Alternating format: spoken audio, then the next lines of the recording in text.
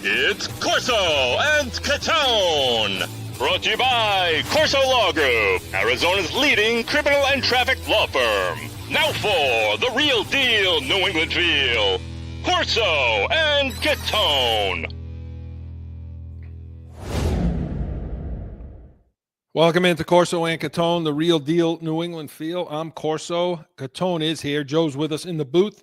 You are watching us on YouTube. And hey, when you're on YouTube, make sure you subscribe, like it, give us that thumbs up. That's what it means, Mark. The thumbs up means they like it. Is that what that means? I thought you were sticking your finger up your nose or something. I didn't know what the hell that was. What? Okay. Hey, make sure when you're on there, give us comments. We want to hear from you. We'll talk about it on the show when you give some good comments. Like when people call me an e-doot and things like that. So yeah. And we have some short reels on there, short videos. Minute, 2 minutes, 3 minutes. Check them out. They're pretty good. And if you're listening to us, you're doing it on iHeartRadio, Apple Podcast, 790 The Score, anywhere you podcast. Anywhere. You can catch us. Yeah.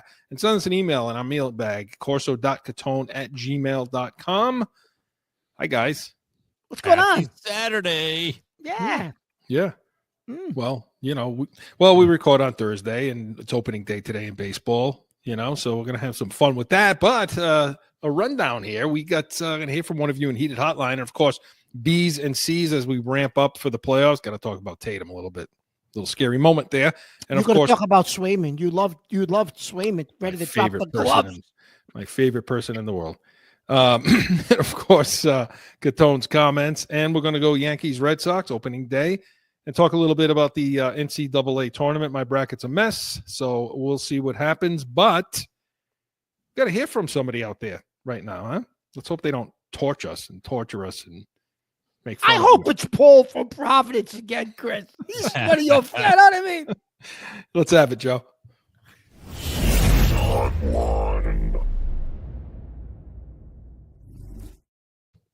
This is a write-in. This is Bill from Smithfield. I love the Diggs signing. It shows that they're willing to spend a little for a receiver. But do you think they're still cheap bastards, or does this show that they have solved that? But if they think this guy is the answer at 31 with a bad wheel, then they're more delusional than I already think they are. I'm not yet convinced. Thanks, guys. Listen, Bill, thank you. Bill, thank you. Thank you for the writing. I like it. It's good. Even though when I was in high school, we used to kick Smithfield's ass every year in football. Anyway. Was that with the leather helmets? I walked right into that. You did walk into that. You absolutely did. All right, jerk face. Let's answer what Bill had to say. Listen, it's a good point. It's a good write-in, Joe. Good pick. So let's get into it. Diggs signs 3 years, $96 million, 26 guaranteed, and up 26. No, 69 million, not 96, 69. 69, sorry. What did I say, 96? Yeah, 69. That would have been way too much.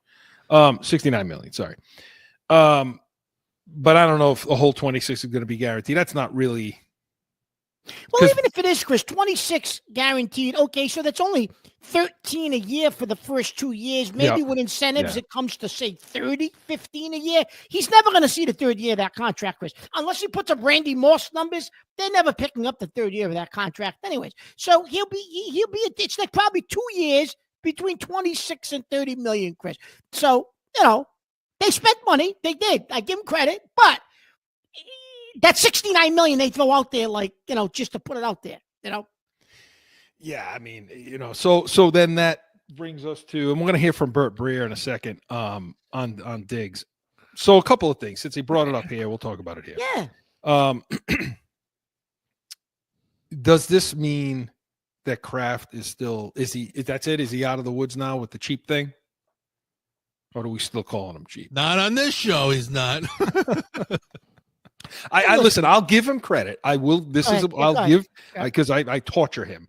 So I will give Mr. Kraft credit on this one because you had two 31-year-old wide receivers that were sitting out there, Cooper Kupp and Diggs. Sure. They went with the more expensive of the two. Yeah. And to me, I think probably the more explosive of what they got left in their tanks. All things being equal.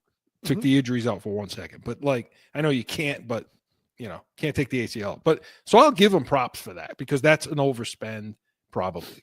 Mm-hmm. Yeah, it probably is an overspend. But again, they needed somebody in the room, Chris. So at this point, you had to overspend. So yes, I give him credit for that. However, if you really, to Bill's point, wanted to spend some money, you would have made the deal for Metcalf.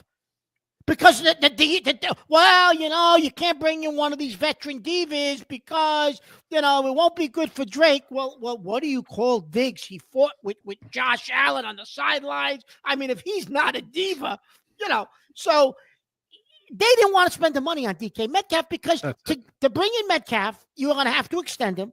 You're going to have to give him real guaranteed money and probably spend between 28 and 30 million a year. That's real money. That's not, right. 26 million. So, yes, I give them credit, Chris. You're right, for spending 2 31-year-olds. They did spend. I give them credit. But it's not wide receiver one money, Chris. And that's why they shied away from DK Metcalf. They used that diva stuff. That was a bunch of BS. Well, let's wait a minute, though. They always knew Higgins was never going to leave Cincinnati. So that was a big BS story. We're all in on him if he comes to the market. They knew he wasn't coming to the market.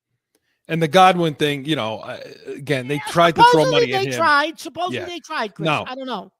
I don't know about this blank check thing, but that they keep talking about. But I'll tell you what, I blame. I told you last week this culture thing. I blame. I obviously the organization put out the one comment about we want to bring in culture guys. We want to do that. The rest of it was all done by the puppets.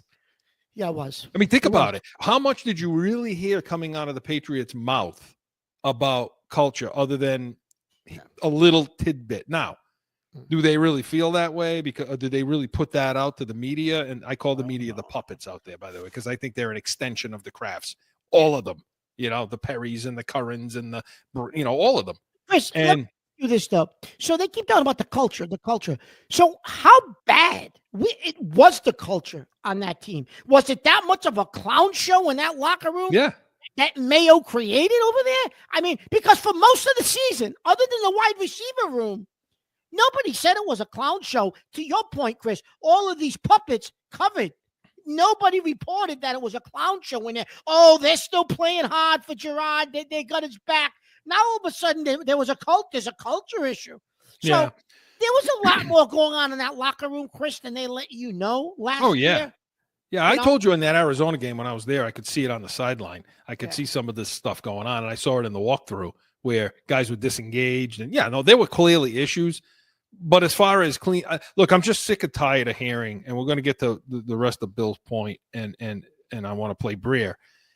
But I'm just sick and tired of hearing this. Not just be transparent. We're living in an age of transparency now. So just be transparent. Just come out and say, look, we got a lot of money to spend, but we got a lot of holes to fill. So we want to do it the right way. We want to spend the right way. We don't want to just dump it in one lap. We want to do, this is how we think we should do it. Mm-hmm. They disagree, but at least you're telling me that's what you think, which they kind of did a little bit. They don't want to spend foolishly and things like that. But I just am sick and tired of hearing all this nonsense to mask all that culture crap. And I'm not as pissed off at them. I am pissed off at them, but I'm not as much as I am with the media. I'm really pissed at the media because it's your damn job to peel back that onion and tell us what the real thing is. Just don't be so afraid to lose your press pass, okay, that you can't talk about what's real. That you have to say things like, oh, well, the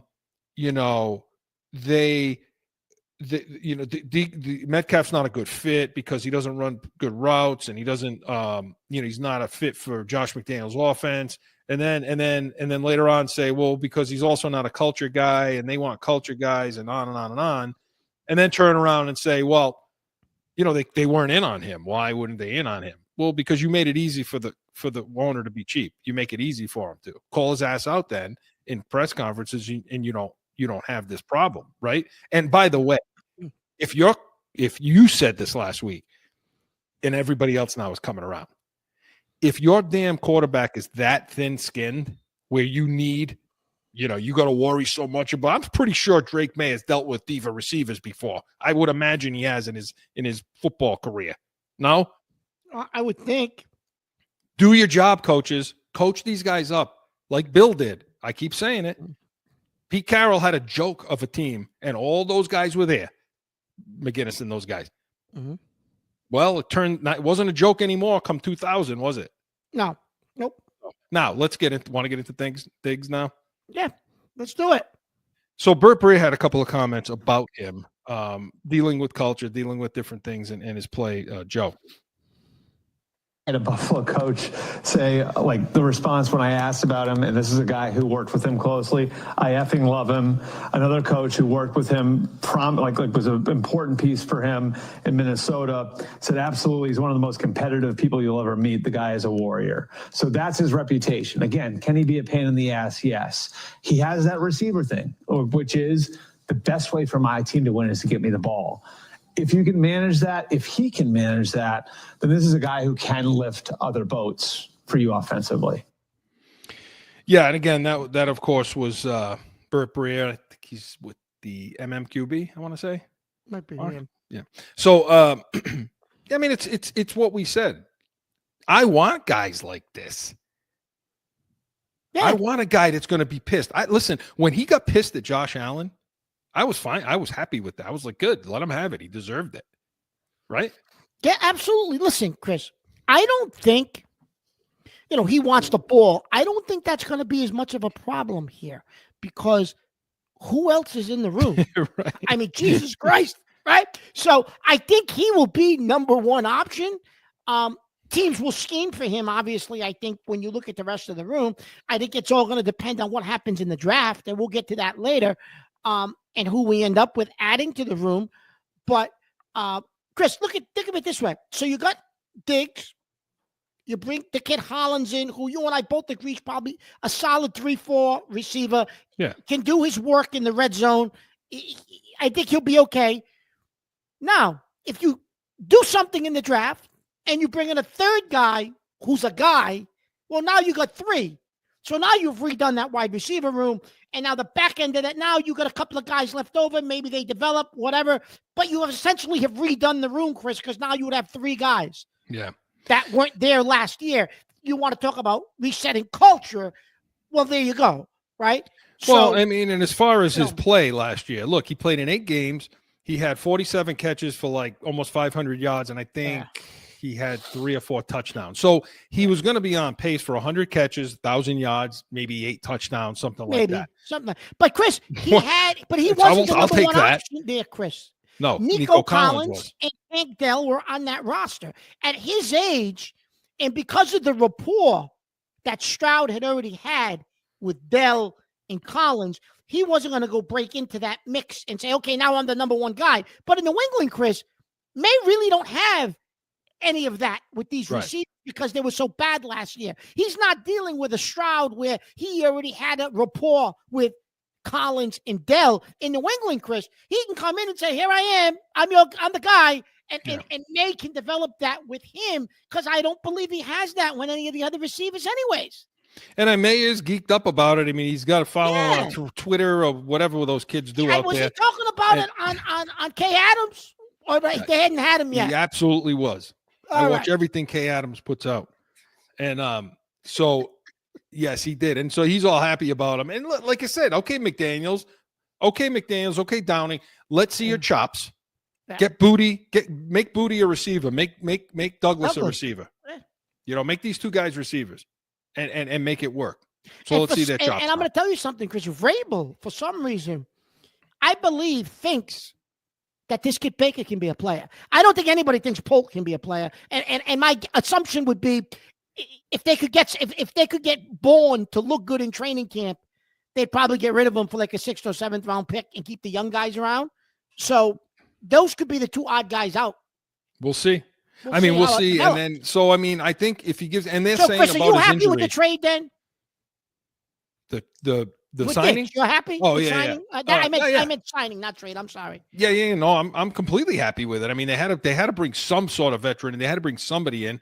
Am I worried about the knee a little? Yeah, I mean, I was going to say he he's brought up going to the be. injury. I think he'll be back for the start of the season or a couple of weeks in. I really do, but I don't think he's going to be him until maybe Like week 8, 9, week 10. 8, Like 9, I don't, yeah. you know, these, and maybe not all season. He may not be himself all season. We'll And see. that's why, Chris, I think they made it a 2-year deal. 3. Because 3, but essentially 2 is what I'm saying. But the second year, Chris, he should be back to himself. But he'll be 32 years old. Yeah. Well, he's going to be 32 years old when he's playing this year. So yeah, I'll be 33 going into next season. Chris, So we'll see what happens. ACL injuries aren't like they used to be. No, it's different. It depends about the grade of it.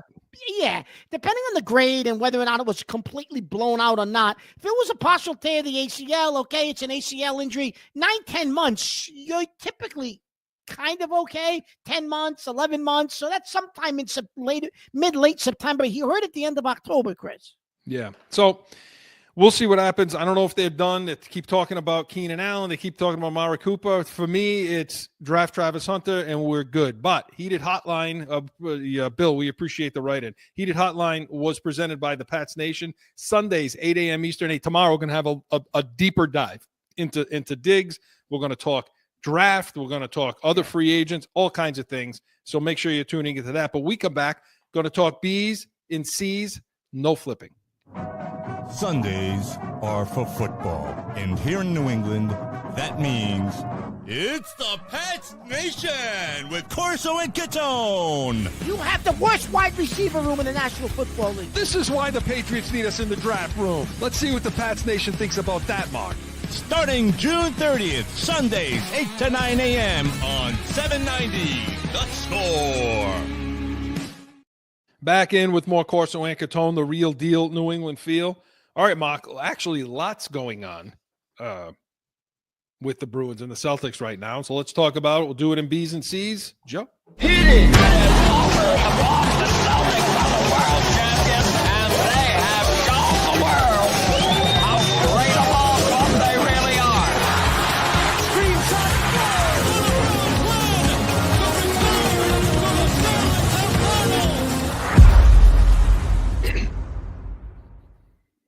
Okay, Mark, and we're going to get to the Tatum injury, but let's talk about the Bruins first. A few fireworks went on this week, and I know that we got a few things to say about that.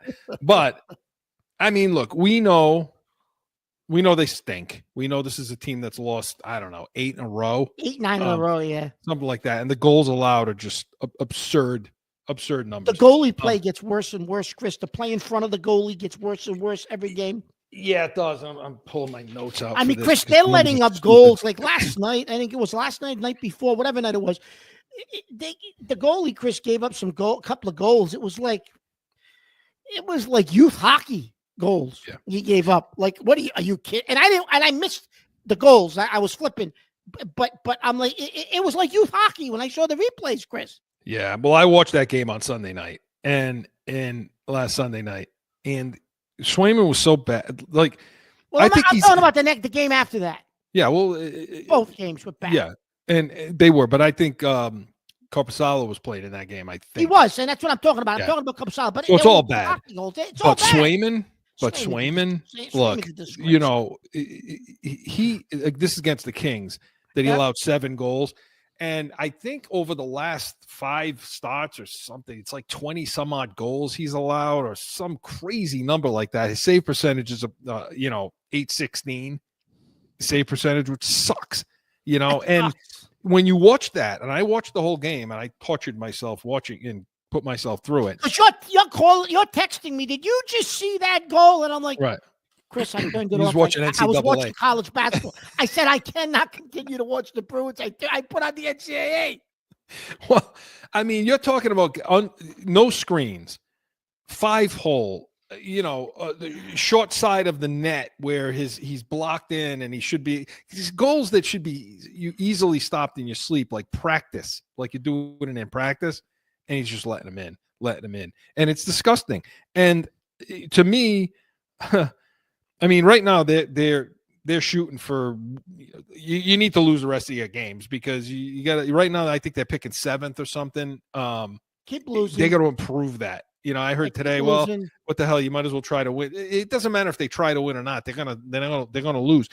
And we're gonna get to the comments, Zadorov's comments in a minute, but they also they're not playing out in front of them either. I mean, that game against the Kings, nobody really talked about it, but they only had 13 shots total in that game. They had 1 in the third period, 1, which means they just quit. This team has quit. Chris, how does a professional hockey team have 1 shot in a period? period? It's disgusting, and they're not playing in front of this guy, and I don't think they like him. And we heard that from Zadorov, Joe. Everything goes in. It's embarrassing, obviously. How many times we get beat by this team scores 7 goals on us this year, so it's definitely unacceptable. That's not what we're looking for. It's not much to say after this one, for sure. I appreciate that Jeremy stuck up for Lucini. Is that what it is? Okay. I don't know. No comment. No comment. Wow. So, what do you want to take? The first half of that or the second? First, which one? It doesn't matter, whichever you want. Okay, so he's pissed. Look, he calls him out. He calls his goalie out. Says 7 goal. Everything's going in. He said everything now. He's played like crap all season too. Let's just make sure we say that. Absolutely, he has. They don't like this guy. For whatever reason, they don't like Swayman, and I don't know if it's because he held out. And, it wouldn't show up. And he talked all about his business degrees and all this other stuff about getting his money. And then he showed up and played like a turd. I don't know if that's why, but they don't like this guy. I mean, he called his ass out, which I loved. And then that nonsense, if you watch the game, towards the end of the game, Swayman, I don't know what he wanted to. He wanted to fight the other goalie. So he comes out, drops the gloves. What was that for? Was that to show the team I got your back? I think so. I mean, the goalie didn't really do much to I think it was Greer, somebody in the crease, and he comes out, drops the gloves, wants to fight. It was one of those. It's one of those deals where when you were in school and you had some kid that thought he was tougher than he was, and he waits for the teacher to come around, then he starts going crazy because he knows he's getting held back. Yeah. I don't know how a referee could hold a goalie back, but he was doing it. A good job. Oh yeah, he was waiting to be held back, right? Yeah. So, and that's what his second comment was about. Is that what that was? No comment. Yeah. I love it. But then he walked it back a couple of days later. But because obviously somebody must have said to him, listen, that's a bad look. It's bad. We're having a bad enough season, And did he not go home on this trip today or something? He had personal reasons or something? Zadorov, yeah, he had something going on with something Boston. At home. I don't know. It was very weird. Yeah, I don't know. But anyway, you're right, Chris. Then he walks it back. Listen, man don't up. Walk it back. Don't walk it back. Man up. This team is in so desperate need of leaders. Don't walk it back, man. Hey, Chris, that's a problem. Going forward, they got a problem because so you picked up and collected a bunch of draft picks. You're gonna have a decent draft pick because you stink this year, right? But they're gonna be young guys, young kids. When you're drafting young kids, where are they gonna get leaders from on this team? I mean, McAvoy will probably be the captain. I guess. And he's no real leader either. So would it be Pasternak? I doubt that. So again, it's a mess. The team is a mess. The situation is a mess. And yeah, Swayman and Zadorov got to figure out a way to live with each other because Swayman ain't going anywhere because that contract's not going anywhere. No, but no one's taking that contract. And then the other thing, Chris, is okay. So now you got all these draft picks. You trust Sweeney and that's the other problem. Sweeney to make Neely to make and that Neely pick. To make the picks? No. So they got a lot of problems, and they're probably going to suck for quite a few years. And now flipping over to the Celtics now. Got this Tatum situation, got his injury. So I want to talk about him, and I want to talk about Chris. Supposedly, he wanted to play yesterday. But I think they might have held him out and said, "No, you're not playing." So I mean, I wouldn't play him. I wouldn't play him on the rest of the trip. Why are you playing him? They dodged a big bullet last night. The other night. Because if you watched them rolling around on the ground on the floor, you texted me and said we're screwed. He's out for the year. You thought it was bad. I mean, if you watched them, you look like one of those soccer games where the guy goes down and that's it. Go call the hospital. Get this guy in on a stretcher, and then all of a sudden. But again, would you shut him down? Yes. Well, here's what I would do. I thought about this. I don't know if I'd shut him down for the entire season, Chris, just because he's got to have his legs and he's got to have his he's got to be in shape to play in the playoffs. I'd probably shut him down though. What do they got? 9 games left? Yeah, something like that. I'd probably shut him down for like 6, 7, maybe the last couple of games. I'd play him for a half just to get him back in shape, cardiovascularly. I mean, granted, I know they can do the work outside of being in a game situation, but I might play him a couple of games at the end, like just a half here, you know what I mean? To get him ready for the playoffs. But no, I wouldn't play him for the next 5 or 6 games, Chris. I'd make sure he's 100% healthy, because if somebody steps on that foot and he rolls it again, well, now you got a problem. Yeah, they got to answer for that too. And so, because I mean, they're not going to hit the number one. They're not going to get the number one. No, so what's the seed. point? Yeah, you're not getting the number 1 seed. So what's the point? So, I mean, I think they got number 2 pretty much locked up. And they can, I mean, they won a lot. Most of the NBA road playoff wins last year was a lot. There were a lot of teams who won a lot of road games, including the Celtics, who were the best road team in basketball right now. Why? Yeah. And the other guy they should, before we get to Chisholm, the other guy they should think about sitting down is, I get nervous every time I watch friggin' Porzingis play. It always seems, every single time I feel like, is this going to be the moment? Is this going to be the moment? Like, Christ. What do you do with him, Chris? You got to, I think. He's got to get back in shape, though. That's the problem, because he was out so many games with that viral infection. You got to get him back in game shape. But the last 2 or 3 games, you play him maybe a quarter and sit him. You can't risk him getting hurt, Chris. You can't. No. Because they will need him. You said, Mark, they can't beat Cleveland with Mobley without him, and they probably can't beat OKC if OKC makes it and they're healthy without him. No, I agree with that. Now, like, when it comes to Tatum, do they need Tatum to win the first, maybe in second round? Probably not. Do they need Porzingis alone to do it? No, but any one of them, But yeah, I mean, we said it last week, without Porzingis against Cleveland and Mobley, we're going to have a problem. So he's got to play. He's got to play. He has to play. And then talking about the owner last week, Bill Chisholm. Last week, I told you what that company did, what they do. Nervous about him trying to save some money. You're spending 6.1. I said 6.4 last week. I apologize. It was 6.14 million. Chris, a billion. They got $500 million salaries in the luxury tax thing or whatever they got. It's a lot. It is a lot, and in a place where they're paying rent, for an arena, it's a very odd situation. So I'm concerned. I am concerned. And then we heard him at one of these games as a fan, basically. I mean, he was all geeked up to talk to Abby Chin and meeting Tatum and shaking hands as if he was a little kid coming into the Celtics thing. And I wonder, well, let's hear what he had to say, Joe. It's emotional for me. I mean, this is as a kid growing up in New England dreaming about. I didn't even know to dream about this, and then to have it happen, it was really emotional. And share with my family, and shout out to my kids, our kids, Will, Aiden, and Quentin. But just really special and emotional, and I really I understand what this is about and what it means to the people of Boston, because I'm one of them. And I'm gonna do it right. Willie? Well, he talks like he is, Chris, but he also has a group to answer to that backed him in this. So they may say to him, "Look, they were there. The ROI is important to these people. Of course it is." So he may say that as a fan, but at the bottom line, when they open up the books, they're going to be like, "Oh, we're going to have to shed some of this salary. This can't be a total loss." I mean, you're not buying this team to stay in the red. No. Well, if one of you guys is that billionaire, wouldn't you want one of you in there? Making those decisions as the fan, as a longtime fan. Yeah, it was like Kraft.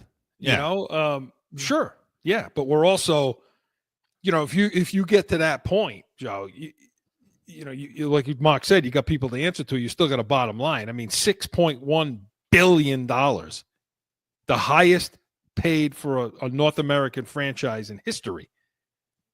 And I don't know if they're really worth that. But so at some point, you got to start thinking about the money going out the door versus the money coming in the door. And Joe, we've talked numerous times on this show that Kraft they don't have a luxury tax in the NFL, but he wouldn't have went over it. I mean, he's always kept the bottom line. He just got lucky and hit Powerball with Belichick and Brady. Oh, yeah. So he was able to keep that bottom line. He didn't go spend like this guy Wick did for the Celtics to win a championship. He never had to do that, Kraft. And isn't it interesting how he wiggled his way for 3 years is a long time to be a part of this thing. And I think that was the reason why he didn't choose Pagliuca instead of this guy, because this guy agreed, no, you can hang around and have a say for 3 years. But Chris, do you really think that this ownership group is going to allow Grossman to make decisions with their money? Probably it's their not. money. It's not his money anymore. No, when they get their feet wet, it'll be yeah. And of course, the day he does that interview, Tatum goes down. He must have been saying, "Oh Christ, how much is that worth now?" But so we'll see what happens. I mean, hopefully we could take him at his word that he's not going to break up the team. You could make a lot of money when the team's good too. So but they got the arena to think about, Mark. So we'll see. Well, I do think that that's going to be their next piece, Chris. I do think they're going to want to build their own arena. They're not going to stay where they are just because it's going to be more profitable to do it that way. And I do think, Chris, at the end of this season, that they've developed enough guys now between Pritchard and this kid Shireman's coming on, and you can always get a veteran at a minimum contract or mid-level contract. I think you're going to probably see the shed some salary. I bet Holloway goes. Not Holloway, Holiday. Yeah. Holiday will go at the end of the season. I bet Chris, he's 34 years old. And then the following season, then you'd have to make a decision on Porzingis because you got him for one more year.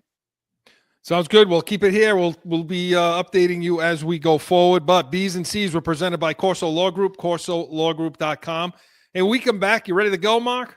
I'm ready to go. Catone's Comments is next.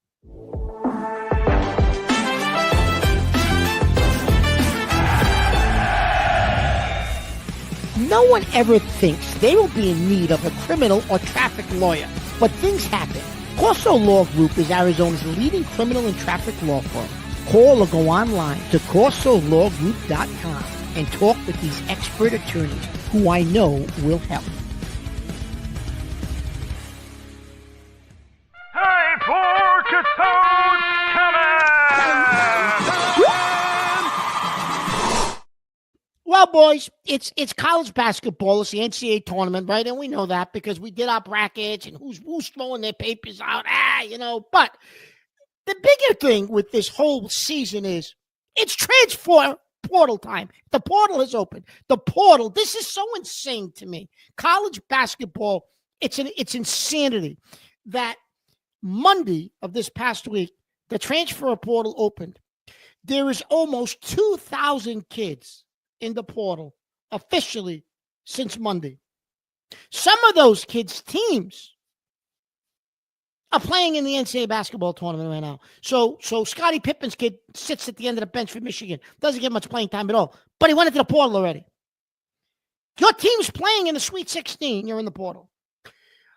John Calipari, at his post-game press conference or the next day after they beat St. John's, the coach of Arkansas, used to coach UMass locally, coaches Kentucky, coached the New Jersey Nets briefly, says, we're in the Sweet 16. We're getting ready to make a Final Four run.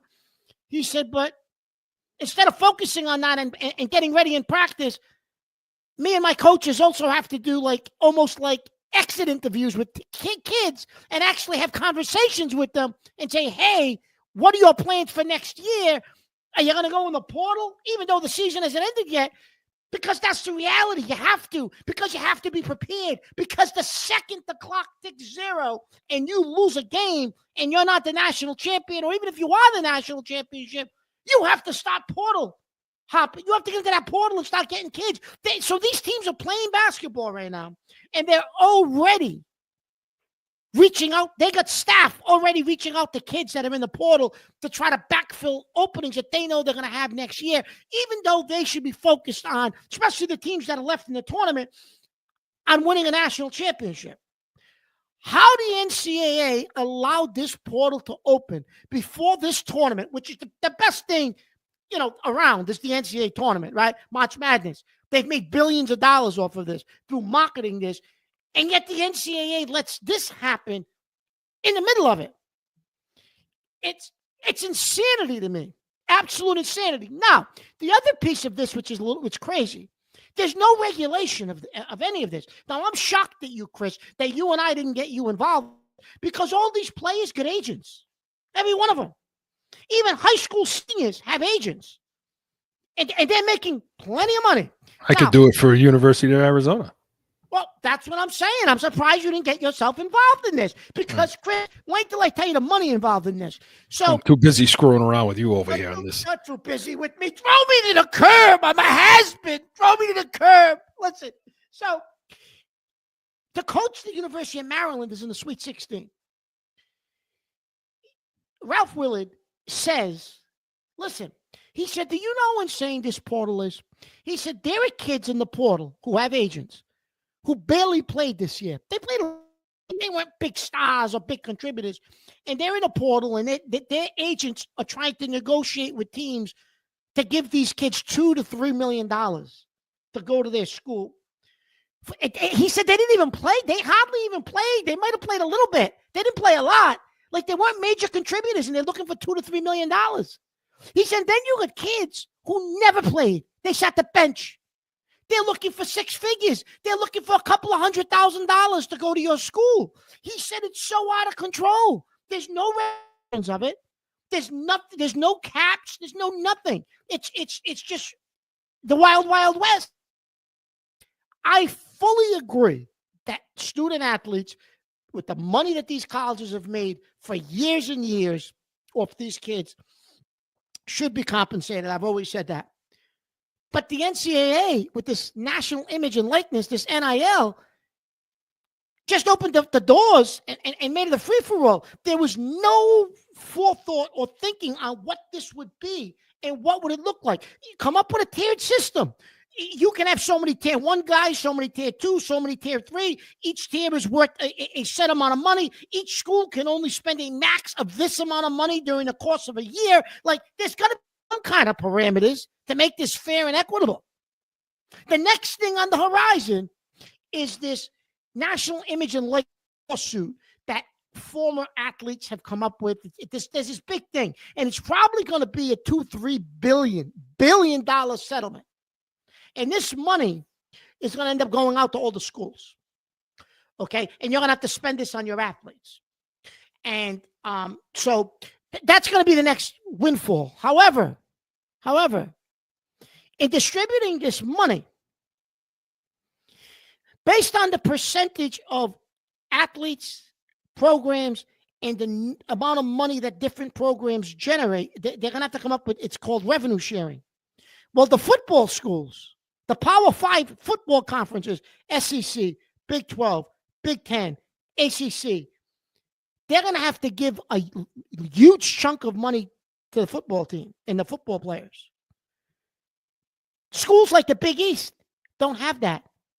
So they're now going to actually have an advantage over these SEC schools. All these SEC schools that are in the NCAA tournament now, they're in the Sweet 16. It's because they got football money that they can filter. They're not going to be able to do that anymore. When this settlement comes down, it's supposed to come down early summer, late spring, early summer. When that settlement comes down, they're going to issue a revenue sharing agreement that all colleges have to do. And the non-power conferences like the Big East can now probably spend. Providence College will probably have enough money now to spend $7 or $8 million, $5-6 million just from that revenue sharing money. And then if they got another $5 in the bank from their own NIL fundraising, well, now you got $10 million. The football schools aren't going to be able to spend $10 million on the basketball team because they're going to spend all this money on football. So it's going to get interesting as we move forward. My suggestion, you're going to have to treat this like a professional sports team. You got ADs, but the ADs aren't experts in this. You're going to need to get like general managers. You're going to have to get like analytic departments to study players, where they're coming from, what they do. You're going to have to almost develop like a draft team and treat this like free agency. Something has to change, but how these schools are even set up for athletics and how you view this and how you recruit these kids. You're not recruiting high school freshmen anymore. Your entire athletic department's going to have to change to do this. But it's insanity that this is happening right now. This portal needs to open the Monday after or the Tuesday after the national championship game. It can't start this soon. Come on, NCAA, smarten up, would you? This is crazy. Yeah. So two questions. First, for everybody out there, where does the money come from? Educate, because there's a lot of people that come up to me and say, I don't really understand the NIL money. Where's it coming from? It's fundraising, Chris. They're collectives. They're boosters. You got to set up like a collective that's like a 501(c) maybe. I'm not sure what the actual wording is. But they're getting it from private funding. Donations and private funding. It's not coming from the university. But when they're sharing, it's going to come right from the university. Now, when these kids go and do commercials and things, that's their own. That's their money. Their agents are negotiating that. They're negotiating that, which you're starting to see a lot more of that. Now, you see it. I see it a lot more in football, but you're starting to see it in college basketball. This is why Belichick brought Lombardi in. That's what Lombardi's handling for him. Absolutely. He's the general manager of this team. He's basically gonna. But listen. When you talk about there needs to be tiers and all that, why? Like, in other words, if you don't have that, you want to treat it like the pros. They don't have tiers in the pros for free agents. This is the free agents. Now, you come up with your own tiers by having guys handling that in the department, like you said. You put Chris, people in the. But if it's an unlimited, but in football, Chris, it's controlled because I know it's made up, but they still technically do have a salary cap. I get it's made up, but you do have a cap. Technically, and you know what I mean? So you want to make it just fair amongst all the schools. Yeah, because these power. So in other words, otherwise there'll be no more Big East. There'll be no more Atlantic 10. There'll be no more of these mid-major schools. The school that almost went to the Sweet 16, Colorado State, they lost by the buzzer. Those schools will no longer be competing in the NCAA basketball tournament, college basketball at this level. They'll be wiped out. They won't be able to play. Now, but here's the thing. But for football, look at this, you try to equate it. When you have it in football, though, you still got schools you still got, the Boise, you still got SMU, you still got these schools that are still competing hard and coming out of ACC going into the Final Four here. They do, but the ACC is technically a power conference, Chris. Who look at that? Look at who the top 12 teams were. Yeah. Right? But anyways, this transfer portal, Chris, isn't as big of a deal in football because the rosters have 80 guys on it. 90 guys. Yeah. So if think about if you're going to spend $8 million. What's the average on a basketball team? Chris, listen. 10? No, 10 guys? There's 12 to 14. I think 12, it's 13 guys. 12 to 13 guys. But Chris, listen. Think about it. If you spend $8 million on 12 guys, okay, fine. You're going to spend $8 million on 80 guys? It doesn't equate. Well, and you're not spending them on 12 guys. You're spending $8 million on like 4 guys. 4 and then guys. Maybe 2 guys are getting crap money. Think about that in comparison to football. How many guys you going to spend money on, Chris? That's true. Well, I mean, in football, yeah, okay, I get it. But when it ain't 80 guys. But I mean, when you're still really only giving. But it's probably like. Yeah, like 60 guys. But here's the thing. You're still spending money on the top guys. I mean, you're spending money on the quarterbacks, you're spending them on the wide receivers, the defensive ends, the tackles. I mean, that's it. Your corner, you're not really maybe a stud linebacker. In basketball, Chris, if you spend $6 million and you give your top 3 players $2 million each, and you got 3 studs, I can build a roster around those 3 studs with basically no money and probably get them to be competitive and get into the. And is it all made public? Can you see it all? What do you mean? Can you see it all? Well, can you and I see who's getting what? Absolutely not. Arkansas. No. Well, so maybe we should make it public. No. Well, maybe if they make it public, that'll be a bit different. But no, absolutely not. You can't see that. No. Nope. So, Mark, you need to come up with a formula. At some point, after the tournament's over and later maybe in the summer, I'll tell you for my contacts the story of this kid, Bryce Hopkins, at Providence. Yeah, and because what he did Providence to is losing a lot of guys. Providence has the most kids in the portal in the entire Big East. They got like 6 guys in the portal right now. That program they need to get rid of this coach. They kept him for one more year, and they shouldn't have. Patino's son goes to Xavier. All right. We should have had him come to Providence. Yes, we should have pulled the trigger this year. We're waiting a year. You're going to pull the trigger next year. I'm telling you right now. I'm telling you. It's March 27th. You go next year, say it. Mark said it on March 27th, 25. They're going to have to pull the trigger on this guy. Yeah. But later, after everything calms down, I'm going to tell you the story on this kid Hopkins from my contacts and how he juiced Providence College. Trust me. Well, we're looking forward to that and good stuff. Well, Mark got to come up with the plan, Joe. That's it. You got to come up with the plan. You got to sell the plan, and that way maybe we could, make a little money. You should be involved in this. These kids, you're missing the boat. I'm too old now. That's it. Too old. Too run down. Too broken down. That's it. So I'm not bright enough. But anyway, Catone's comments was presented by the Pats Nation Sundays, 8 a.m. Eastern. Tomorrow we're going to be talking, obviously, all Patriots all the time, but we're going to be talking free agents, Diggs, the draft. Talk about some coaching situations, so make sure you're sticking around. But we come back. Hey, it's baseball season officially. Yankees versus Red Sox is next. Sundays are for football. And here in New England, that means it's the Pats Nation with Corso and Catone. You have the worst wide receiver room in the National Football League. This is why the Patriots need us in the draft room. Let's see what the Pats Nation thinks about that, Mark. Starting June 30th, Sundays, 8 to 9 a.m. on 790 The Score. Back in with more Corso and Catone, the real deal New England feel. All right, hey, it's opening day today. We're recording on Thursday. So for the Yankees and Red Sox, let's talk about it. Joe.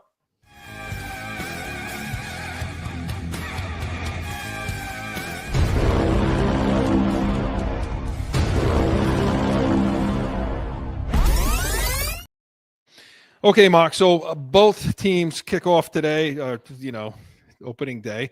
Yankees at home, Red Sox on the road at the Rangers. Both teams won. Yankees won 4-2 today, and the Red Sox won 5-2. So first, and we want to get to our predictions too. How many wins for each team? Yeah. Well, let's take the Yankees first. Chris, can I just make a general comment about opening day?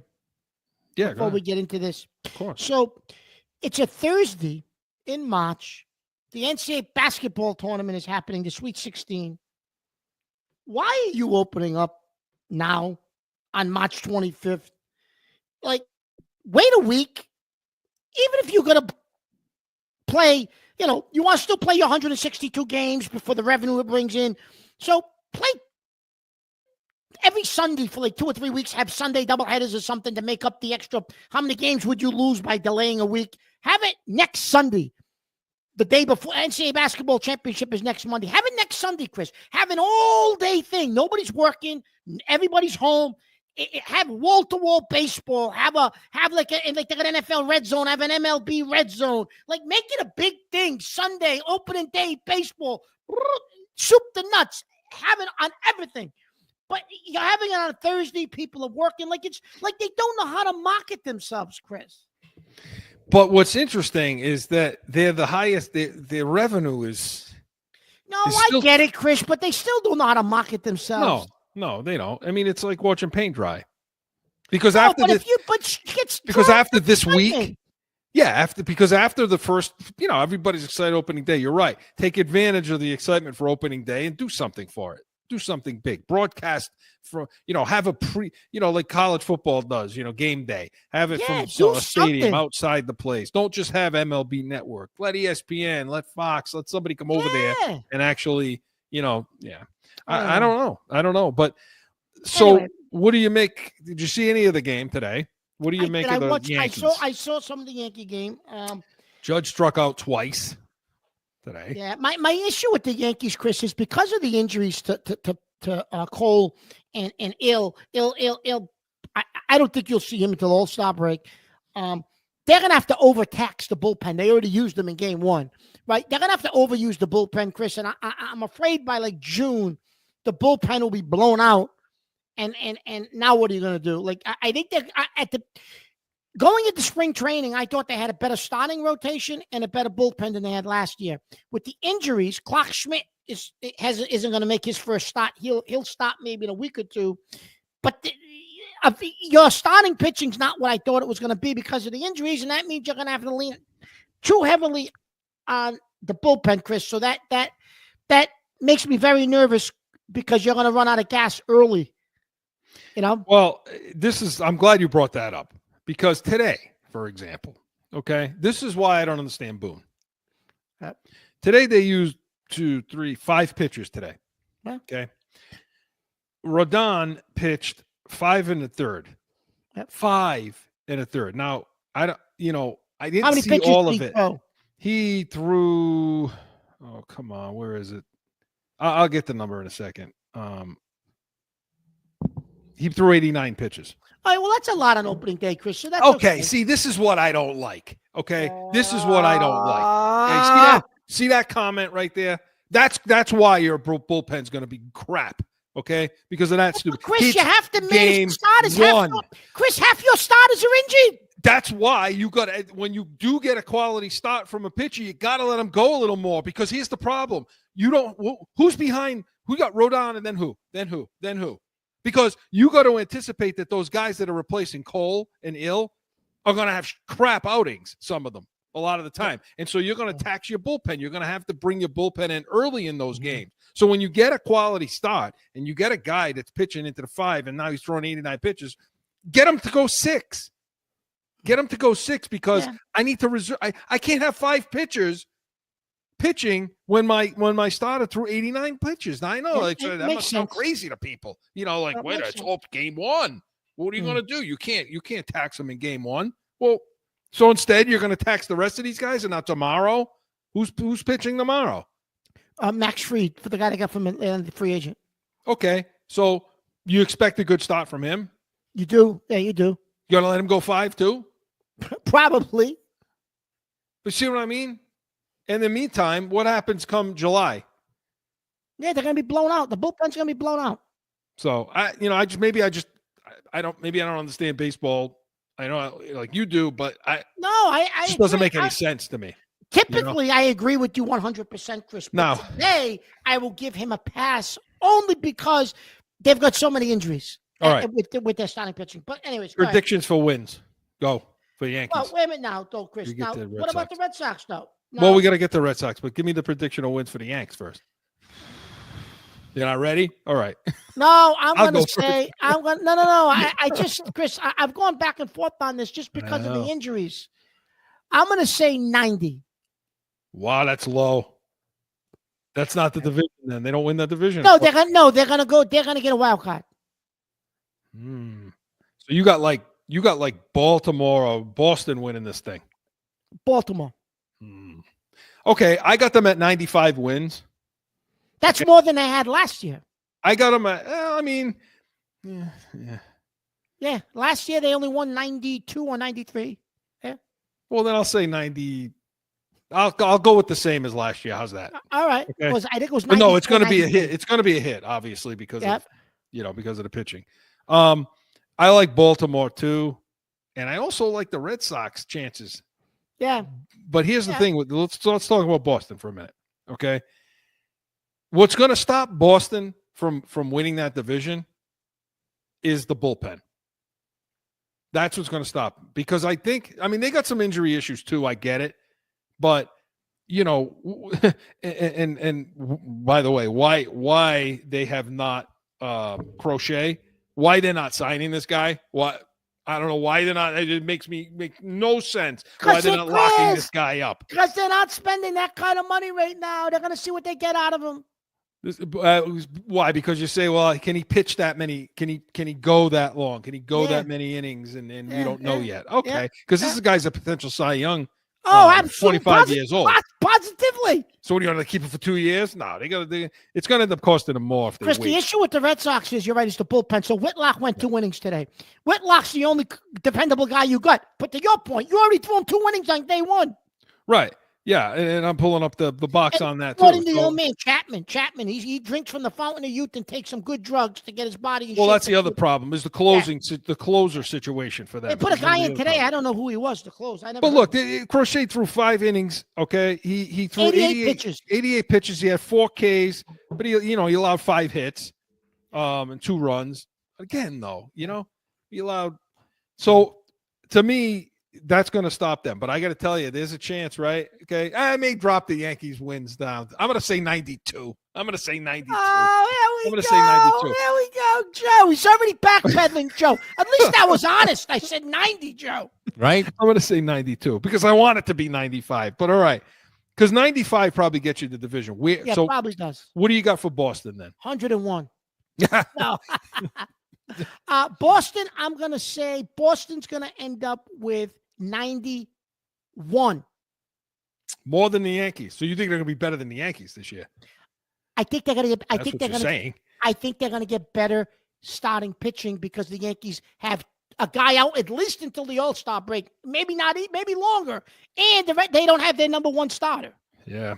To me, 90 is the ceiling. I got them at 88. Yeah. I got them at 88. I almost said, you know what? I'm going to go forget it. 89. Put them down for 89. All right, because Red Sox 89. They'll make the wild card because they're too young. Does 89 get you in the wild card? You think 88 should? Yeah, 87, right. 88. I'm going to go Yankees 90. I'm going to go Yankees 90, Red Sox 89, and I'm going to say Baltimore's going to win 93 or 94. Loaded. Baltimore's going to win 93 to 95, and they win the division. Those teams are going to beat up on each other a little bit too in that division. Oh, there's 3 good teams. So Boston's going to be pretty good. They're just too young yet to understand how to actually win when it comes time to win. So with the few minutes that we have left, let's talk about the NCAA tournament. Mark, how you doing? How's your? Well, my final. Because I have to make a comment about Hurley. So go ahead. Okay, my final 4 still alive. I got Michigan State. I got Florida, Duke, Houston. My national champion Florida is still alive. After I picked this and then watched the opening round games, Chris, I am going to say this kid from Duke, Tyrese Proctor, he looked like Curry for crying out loud last weekend. If he continues to shoot like that, they probably will win it. I don't know if he shoots like that. I don't even know if Florida can beat him, but we'll see. We'll see. It's tough to shoot like that for 6 straight games as a player. Yeah. But if he can do it, they're going to be really tough to beat, but I'm going to stick by my pick. I'm going to stick with Florida. I had a couple upsets, Chris. I had Drake. I had McNeese. You did. Yeah. I had Colorado State. I actually had Colorado State going to the Sweet 16, and they lost in the goddamn buzzer at the buzzer Sunday night. Well, you and I are both alive in the 8. I have one more. Both of us had St. John's, so that's gone. In the 8. But I had Iowa State, whereas you had Michigan State. So I was a little risk. I put them. Yeah, that was a good shot. But anyway, so what do you want to say? What do you want to say about Hurley? Well, I never liked Hurley to begin with. Okay, the coach of UConn. Yeah, UConn. Okay, I think he's a real ass. Okay, I think he's a pompous ass, which fits the region. So here's the thing. Okay, best coach in college basketball. Perfect in stores. So look, this clown. You know what this clown did? You won 2 in a row. Okay, You should have lost to Florida. You horse's ass. You should have. They're a better team. You go as he's walking off the court, going up the ramp. Baylor is coming out to play. Was it Baylor? No, it's it wasn't Baylor. Wasn't Baylor? I didn't think. Come on. Who was it? It was. I thought it was. Maybe it was Baylor. You might be right, Chris. I don't remember. The next team was coming out to play. Yep. And he's giving it to them, saying, "I hope you don't get screwed like we got screwed by the officials," going loud and at them and all that. Right before this team's going to come out and play, you horse's ass. You can't just take the loss like a man. You can't take the loss like not even a man. Forget that. Like a professional. You can't take the loss like a professional, you jerk. You think the officials screwed you? Yeah. No, I know we're over, but no, we're over. I had to get that out. We're over. So he's a horse's ass. That's it. That's the end, and that's the end of the show. We'll leave it with that, Mark. But Corso and Catone was presented by the Pats Nation Sundays. Listen, quickly, 8 a.m. my son texts me during that game, a lot of ticky-tack fouls. They don't call it like the Big East. This is coming from my son who hates Hurley. He saw the same thing. Nevertheless, they should have lost to Florida. Go ahead, end the show. That's it. We're presented by the Pats Nation Sundays, 8 a.m. Make sure you're tuning in tomorrow morning. When we come back next week, noon Eastern, Corso Catone, Catone's comments, everything. We are Corso and Catone, the real deal New England feel. See you next Saturday. Now find Corso and Catone on AM 790, The Score, iHeartRadio, iTunes, wherever you podcast. Or subscribe to the YouTube channel and catch the chaos every Saturday at noon.